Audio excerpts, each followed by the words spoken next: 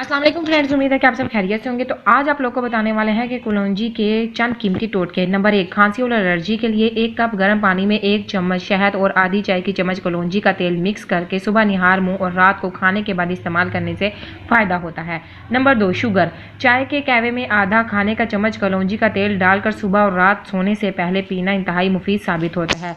Number 3, दिल की बीमारी में 1 कप बकरी के दूध में आधी चाय का चम्मच कलौंजी का तेल पीने से हार्ट अटैक और दीगर बीमारियों से निजात मिल सकती है। नंबर 4, याददाश्त को बढ़ाने के लिए 10 ग्राम पुदीने की पत्तियां पानी में उबालकर आधा चम्मच कलौंजी का तेल मिक्स करके इस्तेमाल करने से याददाश्त इजाफा होता है। नंबर 5, खूबसूरती के लिए 1 चम्मच जैतून और आधा चम्मच कलौंजी का तेल चेहरे पर लगाएं और 1 घंटे बाद चेहरा धो लें। इससे चेहरे की खूबसूरती में इजाफा होता है। इन्फॉर्मेटिव वीडियो दूसरों तक लाजमी शेयर कीजिएगा।